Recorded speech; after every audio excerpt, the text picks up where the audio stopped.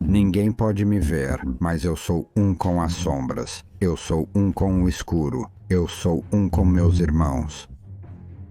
Apesar da distância entre nós, agimos como um corpo, uma mente, um propósito. Eu estou em cima de uma torre, me preparando. As luzes no palácio brilham intensamente, deslumbrando por todos os lados e me escondendo ainda mais. Está quase na hora de eu atacar. Eu posso sentir. Como uma sombra dentro de outra, estou oculto. Mas eu não me sinto sozinho. Eu quase posso sentir meus irmãos caídos comigo, guiando-me. Todos da Guarda do Corvo, que já existiram antes. Eles me observam, eles me ajudam. Eu nunca estou sozinho. As grandes portas finalmente se abrem e os participantes deste luxuoso baile começam a sair do palácio. Eu observo, eu espero, eu observo. Eu espero. Meu alvo, o único designado para mim, desce as muitas grandes escadas do palácio com um séquito de guardas. Eles são bem treinados e a cobertura de seu senhor é apertada. Um tiro seria extremamente difícil, dado como eles estão dispostos. Eles acreditam que ele é intocável, mas esta noite ele pagará por suas ações, sua traição. Ele é meu. Eu dou o sinal e meus irmãos pela cidade sinalizam que também estão prontos. Meu pé pressiona muito suavemente o detonador e o mundo explode em luz, fogo e som. As cargas que eu havia colocado no pátio noites antes agora rugem em vida e os escombros são lançados ao seu redor. Seus homens estão abalados e a formação é interrompida por um mero momento enquanto eles reagem como todos os humanos às explosões e se agacham só um pouquinho. Eu aproveito minha oportunidade, a bala voa e se aloja na testa do meu alvo. Ele não chega ao chão desacompanhado. Seu guarda mais próximo o agarra enquanto ele cai, apenas para ver o ponto vermelho entre os olhos e saber que falhou. Assim seja com todos os traidores. Nós iremos atrás de você quando você se sentir mais seguro. Ninguém está protegido se se afastar da luz do Imperador. Ninguém. Esgueiro-me pela noite, as sombras me repelindo até a posição acordada. Sou encontrado em menos de 1 minuto pelo Landspeeder. Pulo para dentro e vejo o resto do meu esquadrão. Nossa armadura mais leve, silenciosa. Nossos trabalhos concluídos neste lugar. Seguimos para o próximo alvo. Deslizamos silenciosamente sobre a cidade em direção ao lugar que eles acreditam ser forte, onde pensam ser invulneráveis. Meus irmãos e eu assumimos mais posições no topo das torres, sempre olhando para baixo, sempre cautelosos. A guarda está mudando, pois foram informados dos eventos do palácio. Eles correm desordenadamente, lutando para abrir os transportes superiores e serem levados a locais-chave na cidade, esperando um prelúdio para um ataque convencional. Meu esquadrão e eu voltamos a agir como um. Nossos rifles de atirador levantados e apontados com precisão. Atiramos nos alvos designados, enquanto nossos irmãos nos esquadrões de assalto se preparam para cair sobre eles, como um bando de corvos. Motoristas de alguns transportes são tratados, e suas colisões com paredes e postes de luz espalham dezenas de homens em alta velocidade pelas vias, bloqueando-as totalmente. Eles estão presos? Eles estão presos e confusos quando nossos irmãos caem entre eles. Garras de relâmpago são implantadas com efeito letal, enquanto o inimigo cai como trigo sendo debulhado. Terminamos aqui em 12 minutos e 3 segundos e depois avançamos para nosso terceiro alvo. Semeamos o caos para prevenir o maior caos e horror de uma guerra protegida e sangrenta. É um ato de misericórdia e conveniência. Em todo este mundo, meus irmãos cobraram o mesmo preço desses generais e senhores que esquecem seu lugar, que viram as costas para o Império. Em menos de 1 hora de atividade, cortamos a cabeça do militar e executivo desta população. Não culpamos o cidadão comum pelas falhas de seus líderes e senhores de escravos, mas agora eles foram alertados. Avançaremos daqui para suas instalações mais importantes e as tomaremos antes do sol nascer. Este é o preço que o Imperador nos pede, seu Deus Corvo. Observar, esperar, ouvir e então agir. Defendemos o Império mais que qualquer um. Somos o que vem da noite. Somos o motivo de tantos terem permanecido leais quando teriam sido tentados. Somos a guarda-corvo do Imperador, e das trevas trazemos a luz do Imperador. Luz.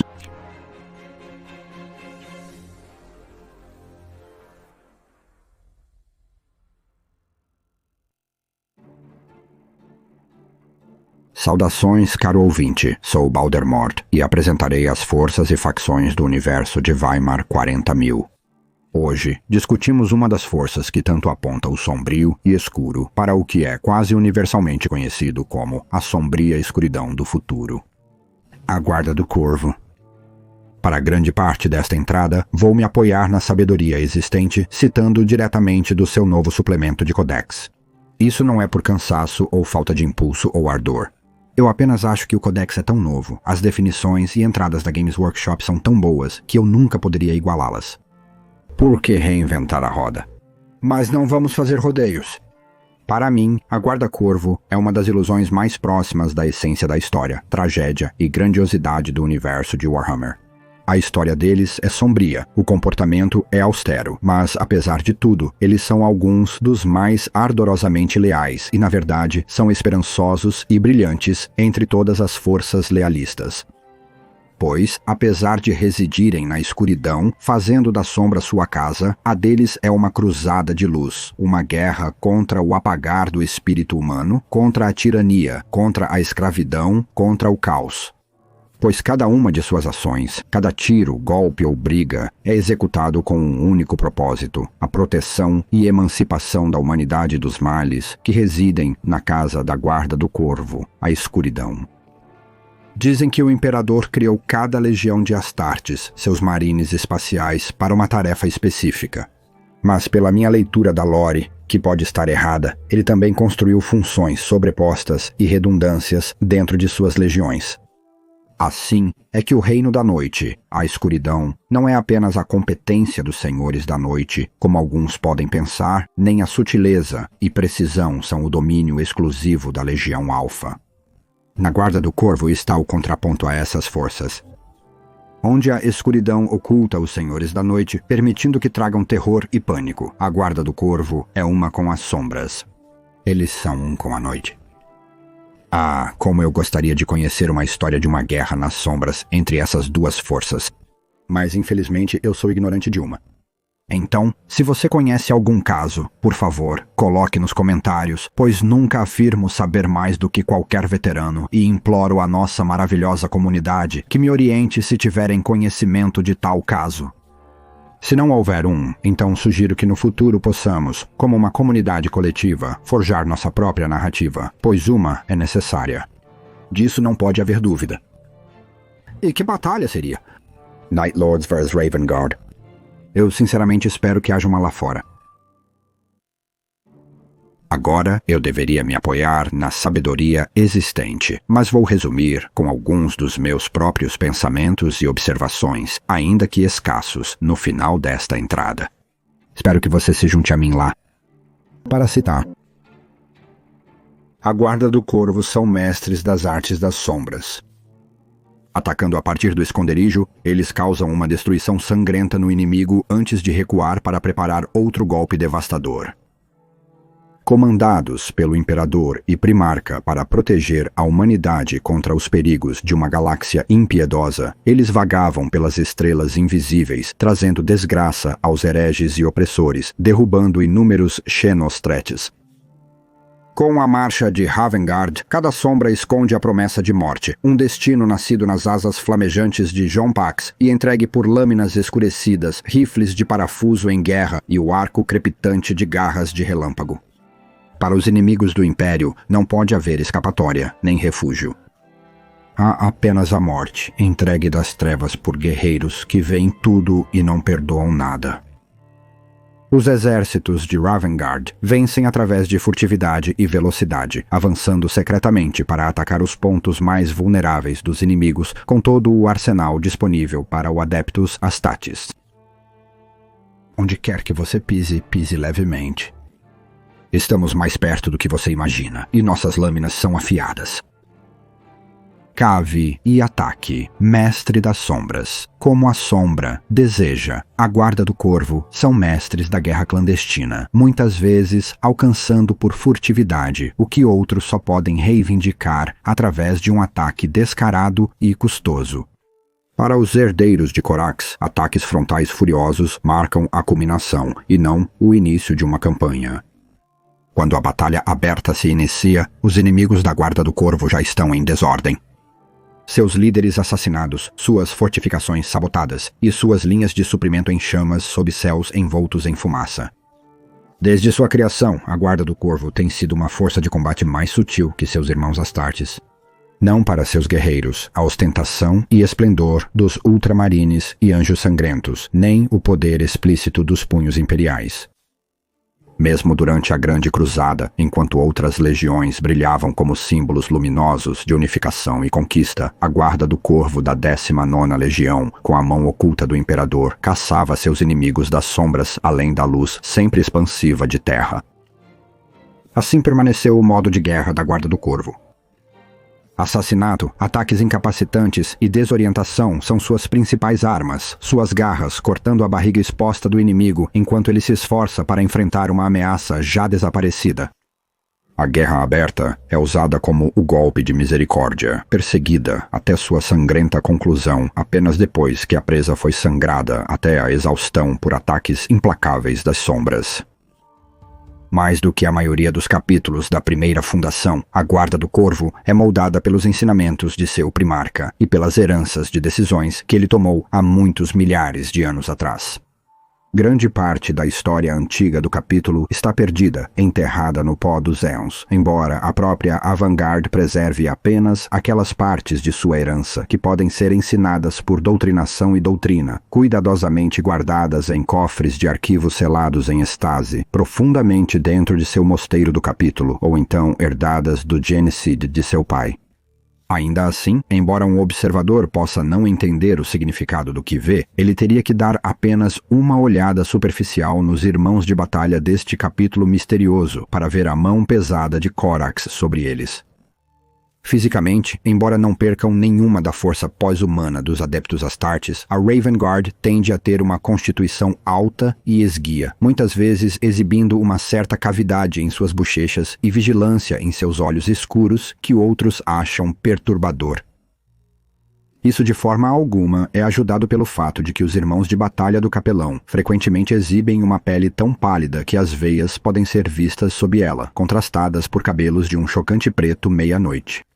Parece haver pouca dúvida de que essas características físicas ecoam as de Corax, embora, é claro, as únicas imagens que restam do primarca existam em vitrais, afrescos heróicos ou estátuas imponentes, mais frequentemente do que não, por alguém que nunca sequer pôs os olhos em seus filhos, Jin. A mão do primarca também pode ser vista nas doutrinas de combate e estilos de luta fundamentais para o modo de guerra da Guarda do Corvo. Através do caminho tríplice, que foi passado ao longo de milênios de tradição do capítulo, os guardas do Corvo buscam dominar as disciplinas de precisão vigilante, emboscada súbita e furtividade sobrenatural. Seus veteranos são inevitavelmente versados em todas essas sutilezas, permitindo-lhes fazer guerra como predadores supremos que atacam das sombras para despedaçar a força do inimigo antes que o adversário esteja realmente ciente de que a luta começou. Em perspectiva e filosofia, os guardas do Corvo também são filhos do seu primarca. Corax sempre foi um libertador, um salvador que não buscava glória, mas sim a derrubada rápida e eficiente de tiranos e a salvação da raça humana. No entanto, também se dizia que ele era reservado, secreto e pouco dado às fáceis demonstrações de carisma e camaradagem tão naturais a alguns de seus irmãos. A Guarda do Corvo herdou tanto o bom quanto o ruim de seu pai genético e são vistos pelo amplo império do 41º milênio como figuras sombrias e incertas, consideradas tanto com medo quanto com esperança. De uma outra maneira, a Guarda do Corvo é afetada pelo legado de seu pai. Durante a heresia de Horus, quando a Guarda do Corvo foi quase destruída por uma traição, Corax tentou usar alquimia genética para alterar a semente genética de seu capítulo e reabastecer suas fileiras com irmãos de batalha, cujo desenvolvimento em marines espaciais havia sido hiperacelerado. Os resultados deste ato foram tão desastrosos que até mesmo a Guarda do Corvo agora possui apenas os relatos mais alegóricos do que realmente aconteceu. Os demais registros do horror resultante foram eliminados de seus arquivos. Contudo, é trágico e inegável que a semente genética do Taptur está longe de ser estável. Por isso, a Guarda-Corvo deve recrutar com um cuidado lento que frequentemente os deixou com menos força e perigosamente esticados. No entanto, isso nunca impediu a Guarda-Corvo de cumprir seu dever, ao contrário, os compelindo a aprimorar suas habilidades como guerreiros furtivos. Dessa forma, eles se esforçaram cada vez mais para a perfeição, para que pudessem punir seus inimigos em duelos desiguais de guerra nas sombras antes de finalmente esmagar o inimigo atordoado com ataques rápidos de ativos aéreos, forças de reconhecimento astutas e emboscadas mortais. Nos milênios desde então, a Guarda-Corvo nunca vacilou em defender a humanidade. Eles não lutam por glória, nem pelos adornos e bugigangas de honra e aclamação. Seu propósito é o que motivou Korak desde os tempos passados, para quebrar as correntes da humanidade e elevá-la a um novo e glorioso propósito. Por mais de 10.000 anos, eles se esforçaram para ver os mundos fragmentados da humanidade libertados da heresia, dos Xenos e, acima de tudo, dos senhores supremos de tiranos. No entanto, assim como a Guarda do Corvo se agarra às sombras, as sombras também se agarram a eles. A natureza de seu primarca, pensativa, mesmo antes do peso da arrogância, o derrubar, como seus filhos também, e eles são muito dados à introspecção que beira o autodestrutivo. Como um capítulo, eles são isolacionistas e inescrutáveis, raramente tratando com seus irmãos Astartes, e então apenas em termos de necessidade profunda, ou a causa comum mais primordial, ou conduta que pouco faz para agradá-los a seus aliados. Além disso, muitos Ravengard ouvem os sussurros dos caídos, as vozes, se tornando mais numerosas e estridentes quanto mais eles evitam a luz. Alguns até sentem a mão gelada de Battle Brothers, há muito perdidos em seu ombro, instigando-os a maiores esforços na guerra interminável pela alma atormentada da humanidade para forjar um futuro dourado que dará significado aos sacrifícios do passado. Somente então o capítulo pode largar seu fardo e desaparecer nas sombras uma última vez. Reais ou imaginadas, as vozes dos mortos exigem um futuro que não pode existir, pois a guerra é a única constante eterna da galáxia. No entanto, eles servem para impulsionar o capítulo adiante, a Guarda do Corvo avançando cada vez mais para a desolação da Era Indômitos, caçando os inimigos da humanidade como só eles podem fazer. Apesar de misteriosa e secreta, o propósito justo da Guarda do Corvo raramente é questionado por seus aliados. Suas sombras escondem o fragmento mais brilhante da luz do Imperador, dando propósito ao seu esforço e esperança para aqueles por quem eles lutam. Nunca esse farol foi mais necessário do que em meio aos horrores do Império Nihilus. Em incontáveis mundos surgiu um novo ditado, sussurrado com tanto fervor quanto qualquer oração. Olhe para as sombras não com medo, mas com esperança. Libertação. Milênios após o desaparecimento de Corax, a lua que ele libertou vigia o setor Forsar.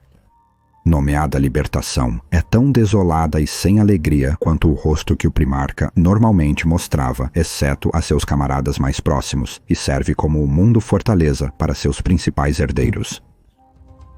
O mundo natal dos Ravengard é a Lua Libertação, que orbita o mundo industrial Kiervar. Agora, um raro bastião de consolo dos horrores da galáxia, Libertação era uma vez conhecida como Lacaeus, uma lua-prisão cuja população escravizada trabalhava sob o olhar tirânico das guildas tecnológicas de Tiavar.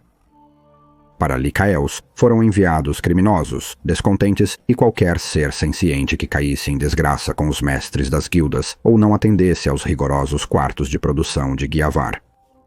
Seja condenado a trabalhar nas cúpulas forçadas da superfície sem ar da lua, ou condenado às profundezas escuras de suas minas minerais, era um banimento do qual ninguém retornava. Mas quando o infante Corvus Corax foi encontrado sob a superfície glacial de Lycaeus, o destino de seu povo mudou para sempre. Sentindo algo milagroso em sua descoberta, os escravos de Lycaeus criaram o jovem primarca em segredo, nomeando-o o Libertador. Conforme Corax crescia velozmente em seu auge, o nome se revelou apropriado. Ele idealizou uma campanha de insurreição que derrubou os odiados senhores Kievar e quebrou o poder dos Terquilds de uma vez por todas. Após o ocorrido, Kievar se curvou ao crescente império e Lycaeus foi renomeado para a libertação em homenagem a Corax. Visitado pelo imperador da humanidade, Corax descobriu sua identidade como primarca e recebeu o comando da legião Ravengard, criada à sua imagem. A Torre Escura, em libertação que uma vez abrigou os opressores de Kievar, Corax tomou para si, renomeando-a como a Espiral do Corvo. Assim, a Guarda do Corvo finalmente conheceu um lar além do vazio inexplorado, um lar que eles têm defendido desde então. Ao contrário de muitos capítulos, a Guarda do Corvo mantém laços estreitos com as pessoas de quem eles recrutam. O capítulo há muito tempo se baseia nos recursos tecnológicos de Kievar e Deliverance, adaptando muitos modelos padrão para atender às suas necessidades. Em troca, os emissários da Guarda do Corvo supervisionam o treinamento das forças de defesa locais nos redutos de Black Chine, uma rede interligada de trincheiras, baterias de fogo do céu e fortalezas que cercam os complexos de mineração e portos espaciais aninhados no lado escuro de Deliverance. Embora humanos comuns não possam igualar o poder de combate dos marines espaciais, as táticas da Guarda do Corvo podem ser adaptadas para as tropas menores de Deliverance. O design dos redutos de Black Chine capitaliza esse fato, apresentando um verdadeiro labirinto de pontos fortes ocultos, abordagens secretas e rampas de força que permitem aos seus defensores superar o inimigo sem revelar suas próprias posições. Essas defesas ajudam a garantir que qualquer força que invada Deliverance pagaria um alto preço em sangue.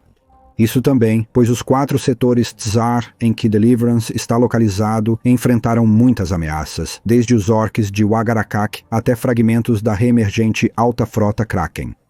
Desde a abertura do Grande Abismo, o perigo aumentou e a necessidade de vigilância é maior do que nunca. O Ravenspire. O Ravenspire é o mosteiro-fortaleza da Guarda do Corvo. Suas altas torres formam uma fortaleza tão formidável quanto qualquer uma encontrada no Segmentum Tempestus. Porém, quando Corax primeiro reivindicou a venerável fortaleza, encontrou suas defesas apodrecidas e negligenciadas. Com as homenagens das guildas de tecnologia sobreviventes e novos recursos imperiais, Corax restaurou o Ravenspire como uma bastilha de adamantina, equipado com armamentos para enfrentar uma frota de guerra inimiga inteira.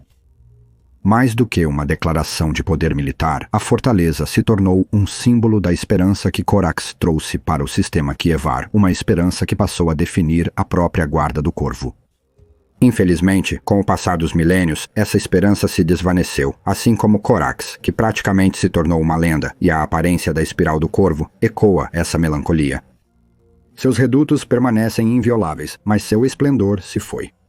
Torres, antes prateadas, estão corroídas e sombrias, e seus salões cavernosos e campos de treinamento, antes usados por milhares de irmãos de batalha, agora raramente abrigam mais do que centenas. Seções inteiras do Ravenspire estão cobertas de poeira, ou então estão seladas, patrulhadas apenas por servidores encapuzados, cujos membros biônicos raspam os corredores como um estertor de morte de um guerreiro. Caminhar em tais lugares é sentir a presença de algo distante e inexprimivelmente maior do que si mesmo.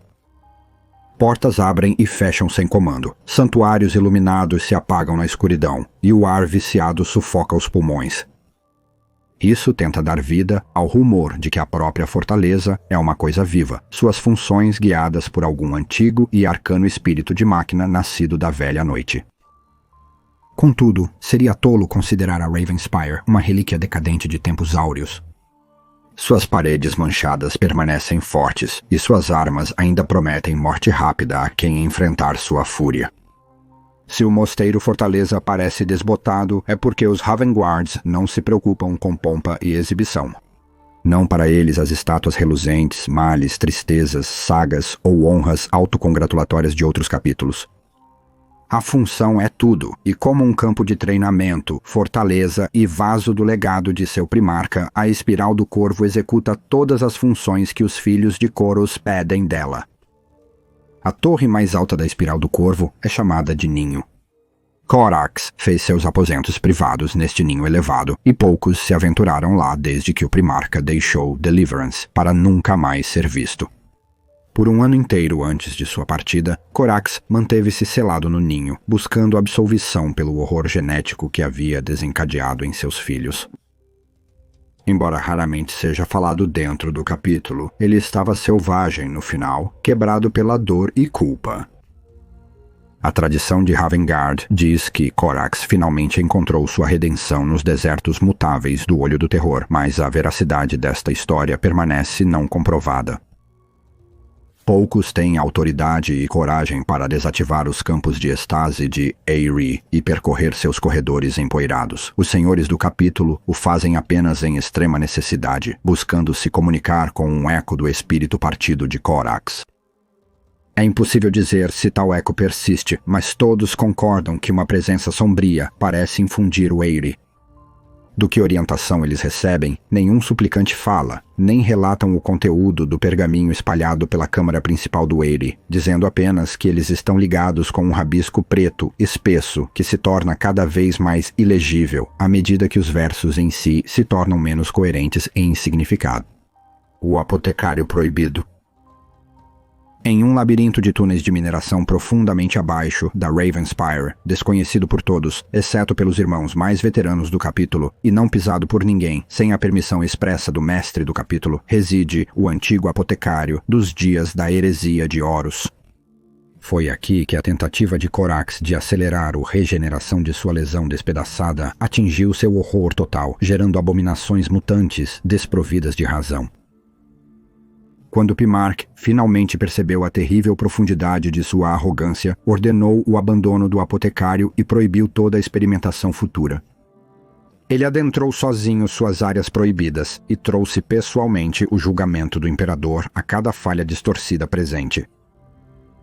Pouco mais se sabe sobre essa época, pois Corax ordenou que todos os registros fossem destruídos, mas disse que ele emergiu de sua última visita ao apotecário como um ser mudado, como se um pedaço de sua alma sobrecarregada tivesse sido arrancado para cada criação trágica que ele matou. Quanto ao próprio apotecário, suas câmaras foram purgadas com fogo prometean, suas portas foram seladas e uma nova instalação foi instituída em outro lugar na Torre do Corvo. No entanto, o impacto psíquico das ações de seu primarca perdura na antiga instalação, a mancha de tormento e traição trazendo à tona coisas sombrias além do véu da realidade. Na noite da lua distante, quando a libertação atinge seu apogeu anual sobre Kiova, uivos bestiais ecoam pelos terminais do antigo Apocicarian. Os veteranos da primeira companhia da Guarda do Corvo guardam suas portas. Kievar e sua lua, libertação, brilham solitárias em uma região desolada e sombria do espaço. Isso não impede que inimigos audaciosos ou tolos busquem o sistema natal da Guarda do Corvo e lancem ataques contra ele, é claro. As colmeias de Kievar são abundantes com riquezas manufaturadas e populações em crescimento, enquanto tanto Raban quanto Rubar hospedam instalações de mineração e refino de gás que pairam em suas atmosferas superiores. A Guarda do Corvo não tem piedade com invasores de seu território. Nenhum inimigo jamais sobreviveu à tentativa. Organização do capítulo. Apesar de todo o seu isolacionismo, a Guarda do Corvo buscou a sabedoria do Codex Astartes para moldar sua estrutura organizacional. Onde alguns primarcas viam este grande tratado de Rabut Gilliman com suspeita, Corax foi rápido em adotar seus ensinamentos, vendo-os como um meio pelo qual sua legião diminuída ainda poderia prosperar. Foi uma decisão que ainda é respeitada. Poucos capítulos, além dos Ultramarines, seguem os ditames do Codex Astartes mais de perto do que a Guarda do Corvo, recusando até mesmo as alterações no caminho de um aspirante através das companhias de reserva que alguns outros capítulos adotaram ao longo dos milênios. A Guarda do Corvo mantém o modelo de Guilliman em forma imaculada, fazendo exceções apenas em momentos de grande necessidade. Conforme o Codex, a Guarda do Corvo se organiza em 10 companhias, cada uma com 100 irmãos de batalha, lideradas por um Capitão Sombra. Complementando essas forças estão os guerreiros especialistas do capítulo, apotecários, capelães e liberianos, e as veneráveis máquinas de guerra do arsenal. O Senhor da Guarda do Corvo é o mestre do capítulo, geralmente conhecido pelo antigo posto de Mestre das Sombras. Mais conscientes de seus recursos finitos do que a maioria dos capítulos, a Guarda do Corvo raramente emprega o poder de uma companhia completa em um único golpe de martelo. Mais frequentemente, eles confiam em forças de ataque rápidas e autônomas conhecidas como garras, que podem consistir em apenas 1 ou 2 esquadrões e seus veículos de ataque de suporte. Dispersa desta maneira, uma única companhia da Guarda do Corvo pode realizar campanhas em zonas de batalha multiplanetárias, seus guerreiros causando estragos a partir das sombras antes de se reagruparem para executar um golpe final mortal. A flexibilidade dos talentos da Guarda do Corvo permite reunir rapidamente seus ativos, formando destacamentos maiores conforme necessário, que podem ser dissolvidos tão logo surjam novos objetivos. Tais redistribuições são tão rápidas que os inimigos tendem a superestimar o número da Guarda do Corvo, um erro agravado pelo hábito do capítulo de alterar sua heráldica de campo de batalha para semear confusão e ocultar a verdadeira disposição de suas forças. Apesar da fluidez das implantações da Guarda do Corvo, a estrutura da companhia é central para a forma como o capítulo mobiliza seus recursos, e cada companhia se forma de acordo com os projetos estabelecidos pelo Codex Astartes. Portanto, a primeira companhia da Guarda do Corvo é composta pelos guerreiros mais experientes do capítulo. Conhecidos como veteranos, eles triunfaram através de décadas ou até séculos de guerra incessante. Disse que um veterano da primeira companhia da Guarda do Corvo equivale a vários irmãos de batalha menos experientes, assim como um único irmão vale por uma dúzia de lutadores inferiores. Consequentemente, são mais comumente implantados esquadrão por esquadrão para reforçar operações de outras companhias. As companhias de 2º a 5º são as de batalha do capítulo. Elas oferecem uma combinação versátil de linhas de batalha, suporte próximo e esquadrões de apoio de fogo, dando a cada capitão sombrio uma ampla gama de ferramentas táticas. Seja enviando sua companhia inteira para a guerra ou dividindo suas forças em implantações menores e especializadas para enfrentar diferentes ameaças. Conforme adequado a um capítulo sobre guerra veloz e sorrateira, os principais marines espaciais das companhias de combate da Guarda do Corvo geralmente vão à batalha usando armadura Phobos, cujo design mais leve oferece agilidade máxima. Considerando a preferência do capítulo pela armadura de poder Mark VI Corvus, com seus elmos bicudos distintos, a prevalência da armadura Phobos contribui para dar aos guerreiros das companhias de batalha da Guarda do Corvo uma aparência elegante e predatória. As companhias de 6ª a 9ª, em conformidade com o Codex, são as forças de reserva da Guarda do Corvo, unidades de combate independentes. Cabe a esses irmãos reforçar as companhias de batalha cujas fileiras se tornam esgotadas. Exceto nas circunstâncias mais notáveis, um neófito elevado ao posto de irmão de batalha completo passará por cada uma das companhias de reserva, dominando a amplitude de táticas e armas que um dia será chamado para empunhar em uma companhia de batalha. Lutando nos esquadrões de apoio de fogo da 9ª Companhia, ele absorve os preceitos de prioridade de alvo e como comandar armamento pesado em nome do Imperador. Nos esquadrões de apoio próximo da 8ª Companhia, ele aprende a canalizar sua ferocidade para dominar melhor o inimigo em combate corpo a corpo. Quando um irmão de batalha passou pela reserva tática da 7ª e 6ª, ele adquiriu todas as habilidades individuais esperadas de um marine espacial. Resta apenas aprimorar e temperar essas habilidades, balanceando o poder de fogo e fúria, conforme cada situação requer. A 10ª Companhia é onde os irmãos de batalha neófitos são primeiramente instruídos nas tradições e doutrinas de combate de seu capítulo. Em comparação com outras companhias da Guarda-Corvo, a 10ª se destaca pelo longo período de serviço exigido aos aspirantes antes de avançarem para as companhias de reserva. Conhecidos como os sutis, os guerreiros da 10ª podem passar até 10 anos praticando as artes de infiltração e sabotagem até que sejam considerados prontos para receber o Carapaça Negra. Esta companhia também serve como o quadro de reconhecimento avançado e assassinato do capítulo, pois é aqui que a força de vanguarda de 100 fortes da primeira está baseada pronta para atacar os inimigos do capítulo. O treinamento prolongado na 10ª companhia também tem outro objetivo, já que os suprimentos de sementes genéticas de Ravengard continuam criticamente baixos. O capítulo examina cada novo recruta com um grau incomum de detalhe, garantindo que cada um seja uma adição digna ao capítulo.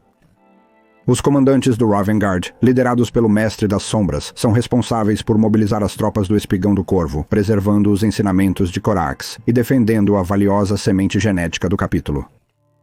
Os senhores do Ravengard têm mais autonomia que seus equivalentes em vários outros capítulos. Embora a palavra do Mestre das Sombras seja inviolável, seus subordinados são encorajados a agir por iniciativa própria até que uma ordem seja dada. Alguns capítulos veriam essa abordagem não convencional como um passo rumo à anarquia, mas isso beneficiou a Guarda do Corvo durante os conturbados milênios. Enquanto outras forças enfrentariam uma interrupção com a morte de seu líder, sempre há outro capitão das sombras da Guarda do Corvo pronto para assumir o comando. Essa filosofia permeia toda a estrutura de comando da Guarda do Corvo. Capelães, liberianos e tech marines devem operar intuitivamente em batalha, agindo por instinto, como Corus fez certa vez. A necessidade garante que uma força de ataque raramente entra em batalha sem a orientação espiritual de um capelão ou a habilidade de um tech marine para acalmar uma máquina ferida. Mas os detalhes precisos de tais arranjos raramente são impostos de cima. Apenas os boticários são oficialmente designados. Devido ao passado turbulento do capítulo, todo empenho é realizado para conservar os estoques genéticos remanescentes, resgatando os órgãos progenoides dos mortos honrados. De fato, a Guarda-Corvo mantém um complemento ligeiramente maior de boticários, para garantir que, quando uma batalha cai, as armaduras metálicas de um redutor nunca estão longe. Embora teoricamente o Mestre das Sombras receba conselhos de seus capitães sombrios e membros seniores do Reclusium, Libérius, Boticário e Arsenal, na prática, é raro todos estarem reunidos no mesmo lugar. Quando Caven Shrike convocou o conclave no qual ele espalhou seus irmãos de batalha pelo Império, foi a primeira reunião desse tipo realizada nos sombrios corredores dos Ravensvars por quase 2 séculos. A Guarda do Corvo é inquieta por natureza, como qualquer capítulo baseado em frota, e seus líderes preferem agir a discursar. No entanto, em propósito, a Guarda do Corvo permanece tão unida como qualquer irmandade a ser encontrada em todo o Império em batalha, ligada não apenas pelo legado da carne de Corax, seu desejo inextinguível de ver a humanidade libertada das trevas. Que eles tomarão todas as medidas necessárias para cumprir sua missão permanece verdadeiro, ainda que não seja dito. Os Ritos da Sombra. Todos os capítulos dos Marines Espaciais têm seus próprios rituais acumulados ao longo de incontáveis séculos, e a Guarda do Corvo não é diferente. A maioria honra o primarca perdido e o imperador, uma figura distante e severa, mais parecida com um rigoroso patriarca do que uma divindade nas tradições da Guarda do Corvo. Outros rituais, com pequenas variações, espelham cerimônias realizadas em todo o Império por milhares de cultos guerreiros. Mas os Ritos da Sombra são únicos para a Guarda do Corvo e seus sucessores. Preservados desde a Grande Cruzada, esses fragmentos de mistério e maravilha mostram que a Sombra contém tanto confiança quanto mentiras. O propósito de cada rito é a separação de um do outro e o vislumbre de verdades normalmente ocultas sobre os irmãos de batalha, a própria causa ou até mesmo os inimigos. Os Ritos da Sombra são conduzidos inteiramente em silêncio, usando os gestos do curso Bake para sinalizar as perguntas tradicionais e responder a cada cerimônia. O Templo do Corvo, a Festa dos Ossos, o Sino Vazio, até mesmo o chamado do assassinato, que pede vingança contra o matador de um grande herói e só pode ser realizado enquanto a batalha ainda está em andamento. Todos são conduzidos sem palavras, seus segredos escondidos dos espectadores por um véu de silêncio. Supervisionar tais rituais é responsabilidade dos capitães de sombra do capítulo, tanto quanto de seus capelães, pois eles caminham na sombra não menos do que os guardiões dos mistérios do Ravenspire. O uso de sombra para prefixar a patente destaca um irmão de batalha que dominou os ritos da sombra, junto com o caminho tríplice, e, portanto, compartilha a conexão mais profunda com o primarca. Ninguém pode acender a patente de capitão sem tal domínio, mas a patente em si não é um pré-requisito. Qualquer irmão de batalha pode se tornar uma sombra ao comprovar suas qualidades. Isso é comum entre os membros da segunda companhia, os nascidos das sombras. Esses guerreiros são muito respeitados pelo restante do capítulo, mas não comandam nenhum status que seu posto não confere.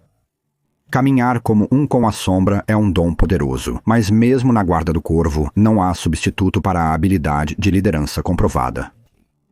No âmago dos ninhos da Espiral do Corvo, o arsenal, onde os tanques de batalha, navios de guerra, armas e trajes de guerra do capítulo são mantidos prontos por Tech Marines e uma legião de servidores.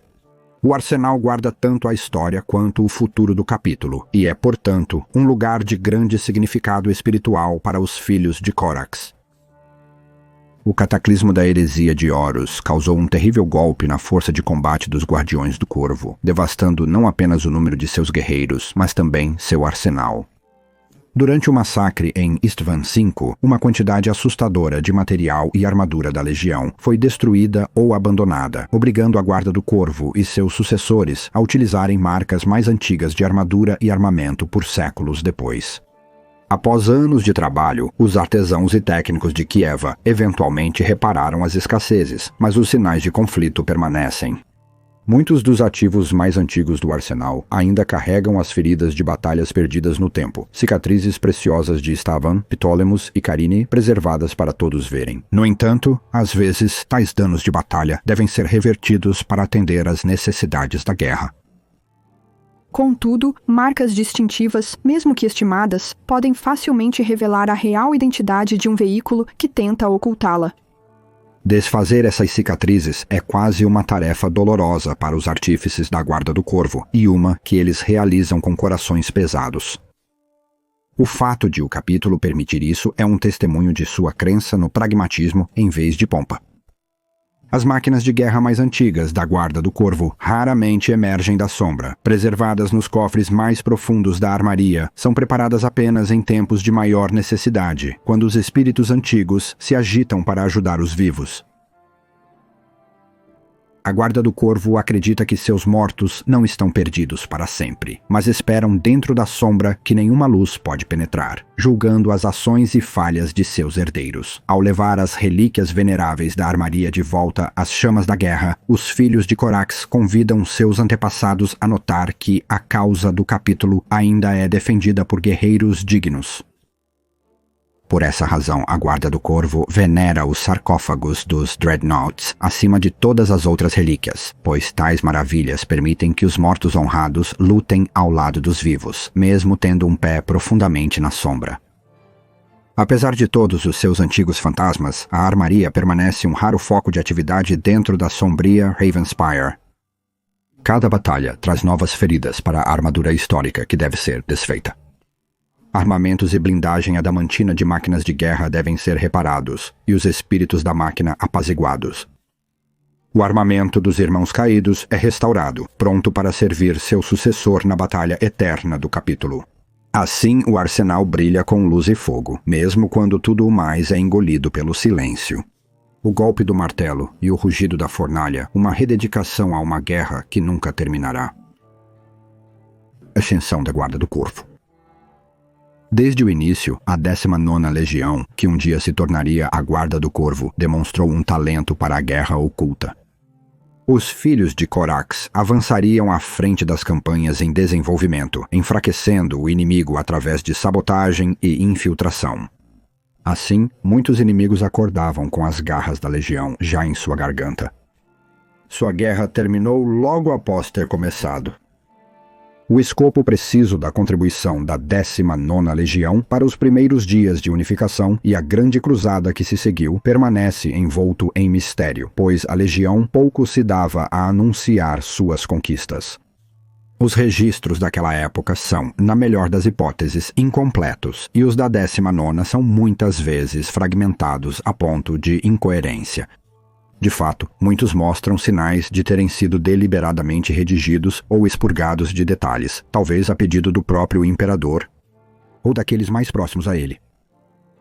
Mesmo o acervo de registros mantido pelo capítulo moderno é notavelmente silencioso sobre os primeiros anos, onde normalmente seriam reverenciados como uma linhagem orgulhosa. Não está registrado se tal reticência surgiu do caráter estoico da legião ou por necessidade. O imperador deseja manter a mão oculta do 19º escondida daqueles contra quem ela foi implantada. Contudo, o registro inicial de honras de batalha da legião é mais bem deduzido pela ausência do que pela confirmação. Vitórias conquistadas sem causa óbvia ou em segredo tão absoluto que nem mesmo um sussurro permanece. Contudo, os fragmentos sobreviventes indicam que a legião inicial tinha um temperamento muito distinto do capítulo posterior.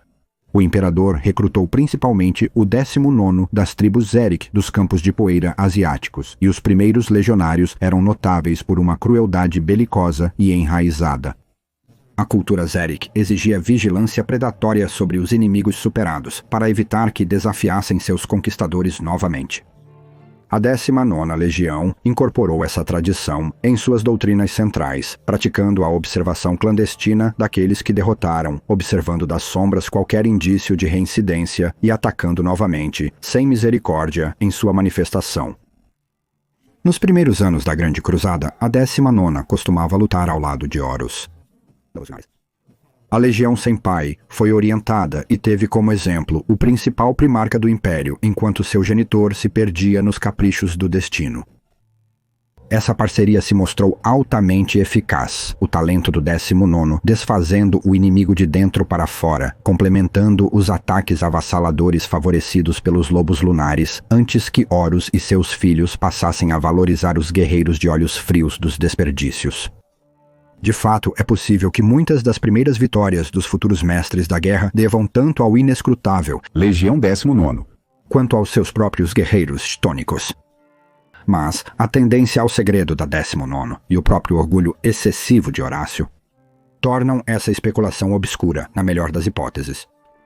Após a unificação de Corax com seus filhos, muito do comportamento frio e desértico da legião foi eliminado. A criação do primarca entre as mentes escravas de Lacaius deixou uma marca indelével em seu caráter, e ele rapidamente desenvolveu uma profunda intolerância às maneiras opressivas e impiedosas do 19º. As tradições e rituais das tribos Zerek foram decretados anátema, substituídos por ritos de sombra instigados pela própria mão de Corax, e muitos oficiais foram removidos do comando ou, de outra forma, marginalizados. Entre os depostos estava o senhor Arcus Fal, que havia comandado o 19º cerca de 30 anos antes da ascensão de Corax. Fal e muitos como ele foram discretamente designados para frotas de predação nômades e enviados para as franjas do Império como exilados em tudo, exceto no nome. Rumores sugerem que essas frotas se aliaram ao mestre da guerra durante uma grande tragédia. Mas nenhuma traição foi confirmada, e o real destino desses oficiais destituídos pode nunca ser conhecido. Com obstáculos removidos e novos recrutas de Lycaeus, o mundo natal adotivo de Corax, agora chamado Libertação, os esforços do primarca para remodelar a 19ª Legião aceleraram. Apesar de manter a reputação por uma guerra rápida e implacável, a recém-nomeada Guarda do Corvo passou a lutar pela libertação e redenção, com Corax se empenhando em libertar outros mundos da escravidão, assim como fez pela própria libertação. Corax reformou o caráter e as doutrinas de sua legião. Ele perseguiu obsessivamente as artes da sombra, demonstrando tudo o que aprendeu com a Guarda do Corvo, até que seu domínio dos métodos mais sutis da guerra fosse incomparável aos olhos do imperador.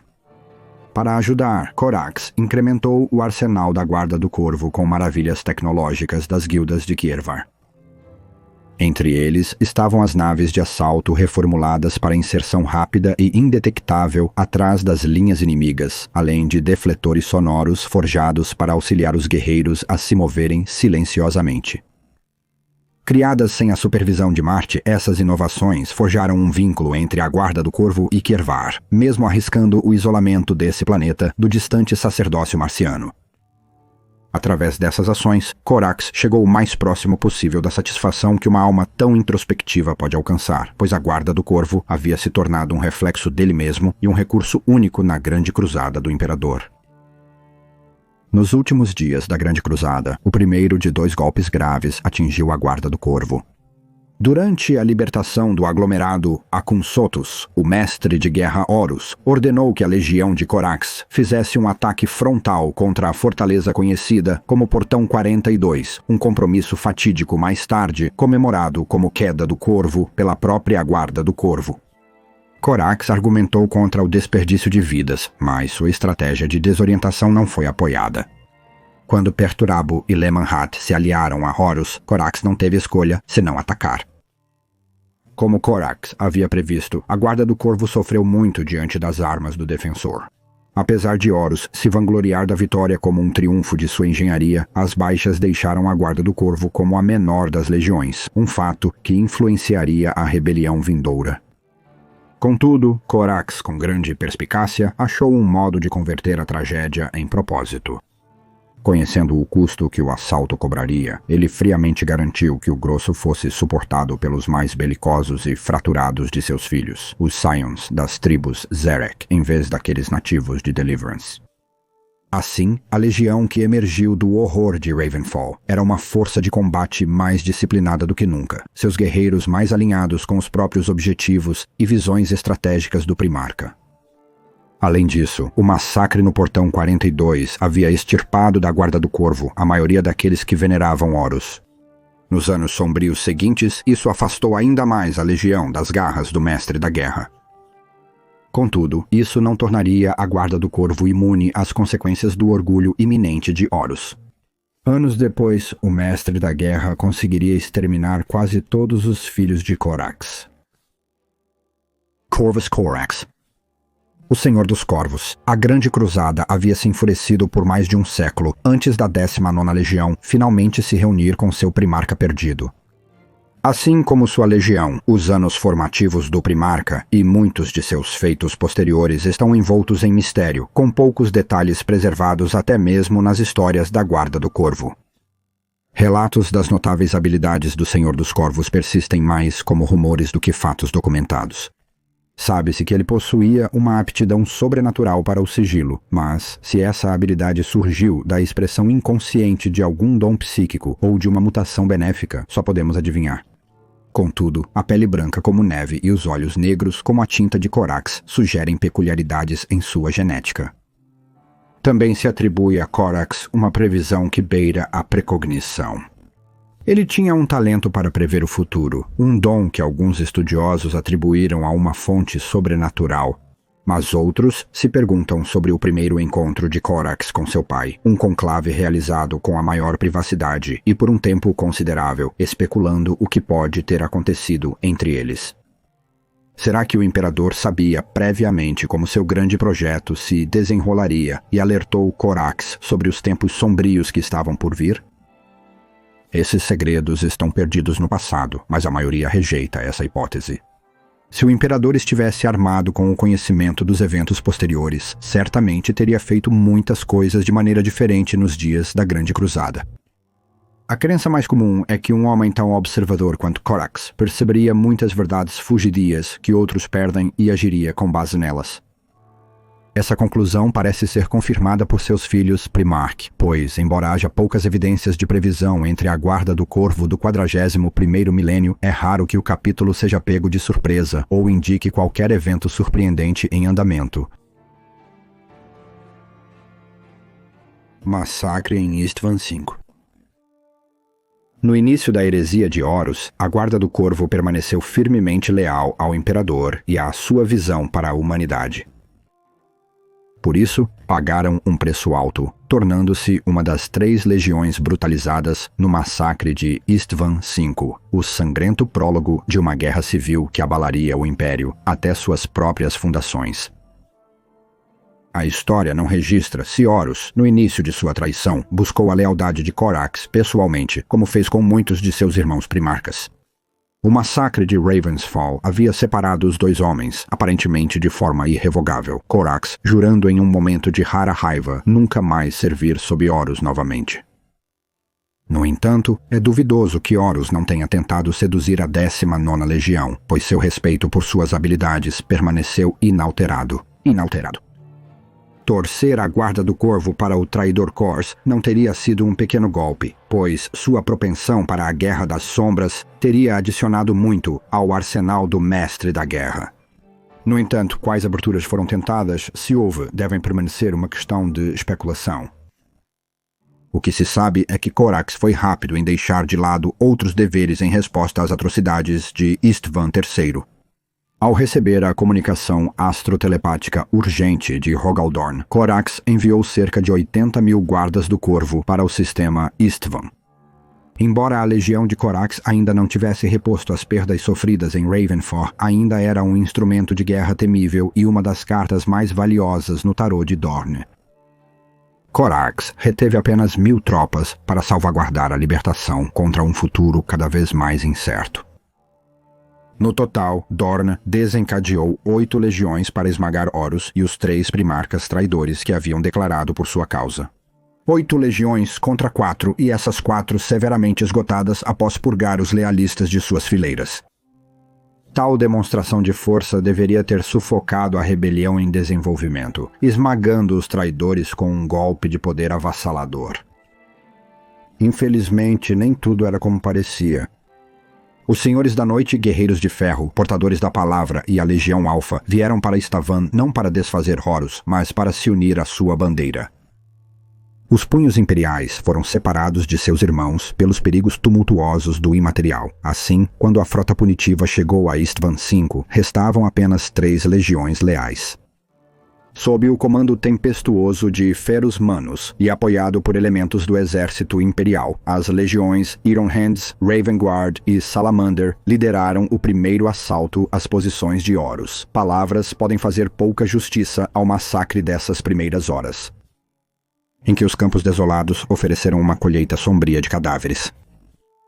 1000 heróis e vilões foram forjados apenas para serem triturados nos resíduos ensanguentados momentos após seu ataque. Polegada por polegada sangrenta, Feraz Manus liderou suas mãos de ferro diretamente na tempestade abrasadora de fogo traidor, ganhando terreno tanto pela fúria justa e teimosa, quanto pela força das armas. Gorax pressionou o ataque no flanco direito, enquanto os salamandras de Vulcan resistiam aos horrores doentios à esquerda. Que as outras 4 lesões chegaram tarde e ocuparam 45 posições na retaguarda dos lealistas, talvez devesse ter indicado que algo estava terrivelmente errado.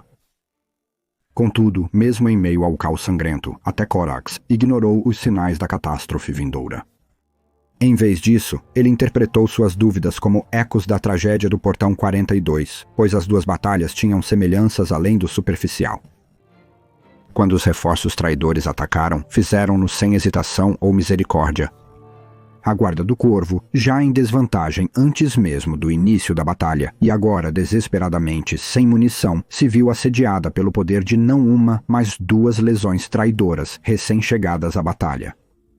Mesmo quando Ferus Manus caiu decapitado pela lâmina traidora de Fulgrim e os Night Lords pressionaram o flanco norte de Corax, os portadores da palavra invadiram a zona de desembarque da Guarda do Corvo, em uma maré frenética de fratricídio que fez uma zombaria de qualquer selvageria que havia sido exibida antes. Algo se quebrou dentro de Corax naquele momento. Ele se lançou contra os recém-chegados em um contra-ataque, colhendo um temível saldo de portadores de palavras cantantes antes de ficar cara a cara com seu insidioso primarca, Lorgar, e deixá-lo gravemente ferido. Que Lorgar sobreviveu foi apenas através da intervenção do primarca do Senhor da Noite, Conrad Kurtz. A espada deixou Korak com pouca escolha, se não fugir ou perecer com sua legião condenada. Na Raven Guard, lutaram mesmo quando a munição acabou e a força esvaía a cada golpe de garra e espada de corrente. Sua meta agora era sobreviver, não vencer. Feras Manos e suas mãos de ferro se foram. Vulcan sumiu e os salamandras foram subjugados. Queimando de vergonha e raiva, Korak Korax reuniu os sobreviventes que pôde e rompeu o perímetro do traidor. Enquanto seus inimigos saudavam a noite que descia, e com uivos de vitória, Korax escapou e jurou vingança contra aqueles que já foram seus irmãos. Embora desgastada e reduzida em número, sua legião continuaria a lutar. A batalha foi perdida, mas a guerra seguia intensa. Dos 80.000 guardas Corvo que vieram para Istvan para reprimir a rebelião, talvez restassem 2 ou 3.000 guerreiros. Porém, por incríveis 80 dias e noites, Korax liderou os sobreviventes foragidos numa campanha de sabotagem e emboscada que feriu gravemente a pele coletiva dos traidores. Eles emboscaram comboios blindados, trazendo carnificina aos que tentavam profanar os mortos honrados. Interromperam rituais heréticos sombrios e massacraram bandos de guerra errantes. Porém, esse desafio não pôde ser mantido. Cortados de qualquer ajuda externa e superados em número muitas vezes, a Guarda do Corvo se encontrou no centro de uma armadilha que se fechava. Enfim, com perseguidores se aproximando por todos os lados e esperança perdida, a ajuda chegou de uma libertação distante. Quando a corda do tratado parecia pronta para apertar o pescoço de Korax, uma frota de naves de desembarque desceu gritando dos céus torturados e levou o Primarca e seus exaustos sobreviventes para longe de Istvan V. A Guarda do Corvo havia vacilado à beira do abismo, mas eles resistiriam e eles se lembrariam. Apesar de sua legião outrora poderosa contar agora com apenas alguns milhares, Korax determinara que ela deveria desempenhar seu papel na queda de Horus. O Primarca almejava vingar seus filhos mortos e obter reparação contra os responsáveis pelo massacre do local de desembarque. Infelizmente, as perdas de sementes genéticas e materiais, bem como de vidas legionárias, foram tão grandes que se juntar ao conflito acelerado teria sido arriscar a própria existência da Guarda do Corvo. Gorax tomou medidas desesperadas para repor rapidamente suas perdas. Ele tentou replicar o processo genético usado pelo Imperador para criar o Adeptus Astartes. Os sucessos foram poucos e passageiros. Os Space Marines eram superados em número por abominações distorcidas. Poucas das criações do Primarca conseguiam sequer manusear uma arma de parafuso e todas eram insanas. Suas mentes distorcidas pelo procedimento falho e proibido. Apesar dessas medidas permitirem à Guarda do Corvo desempenhar um papel adicional na heresia em desenvolvimento, a semente genética da Legião nunca mais se recuperaria. O espírito de Korax, desgastado por desastres e derrotas, foi finalmente quebrado pela terrível consequência de seus esforços. Ainda assim, a Guarda do Corvo continuou lutando. Apesar das forças reduzidas e falta de suprimentos, suas habilidades únicas permitiram que contribuíssem para a causa do Imperador, onde outros teriam falhado.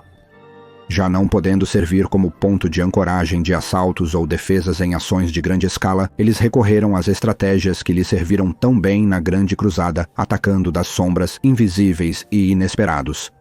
Dessa forma, o número de legionários aumentou aos poucos. Conforme a heresia de Horus se intensificava, a Guarda do Corvo e seu Primarca foram obrigados a lutar em batalhas secundárias, enquanto o destino da galáxia era decidido em outro lugar. As feridas da Guarda do Corvo foram tão duradouras que na era da Segunda Fundação, quando as legiões antigas foram divididas em capítulos, apenas 4 surgiram de suas fileiras. A Guarda Negra, os Revilers, os Raptors e a própria Guarda do Corvo. Korax nunca se recuperou completamente dos horrores que infligiu a seus filhos. Enlouquecido pela dor e ansiando por absolvição, só poderia oferecer a si mesmo como presente. Ele partiu rumo à libertação para um destino incerto. Então, vimos a impiedosa tragédia que tem sido a existência da Guarda do Corvo. No entanto, eles resistiram. No entanto, eles nunca cederam à dúvida, à miséria ou à autopiedade.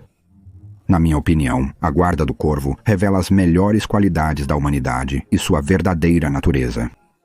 Para se adaptar às circunstâncias que a volúvel e fraturada senhora chamada Destino lhes impôs.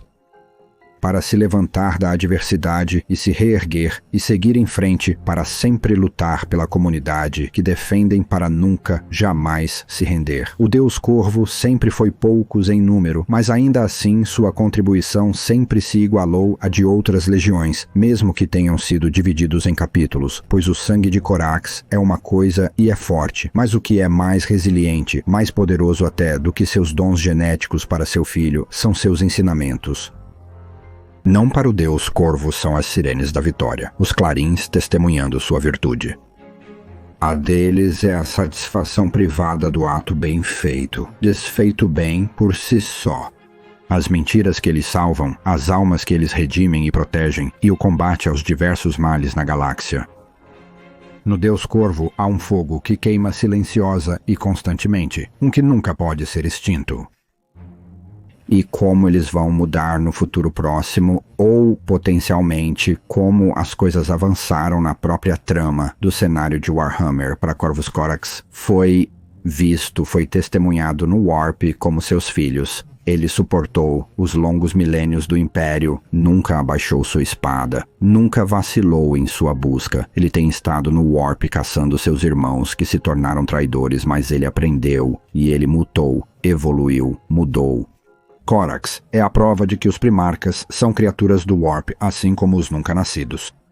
Partes deles sempre foram mágicas e inexplicáveis, seu carisma, seu poder, e nunca foi apenas seu tamanho ou atributos quantificáveis ou genética. Pois Corax mudou tanto em seu tempo.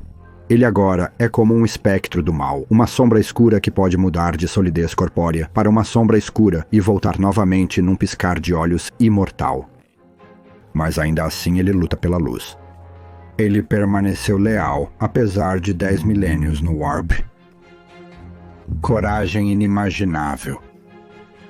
E quando ele retorna, quando finalmente persegue seus irmãos para o Materium, talvez ele se junte novamente a seus filhos e os lidere mais uma vez. Se isso for verdade, então talvez ele possa desbloquear os dons que herdou e pode ter passado para seus filhos em alguma pequena parte.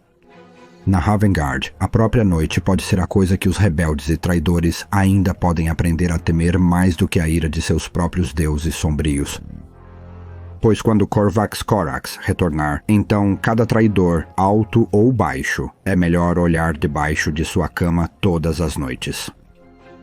Pois as sombras são dele para comandar, e elas são seu domínio, e ele atacará de qualquer um com impunidade, trazendo o medo da noite para aqueles que se agarram a ser seus mestres.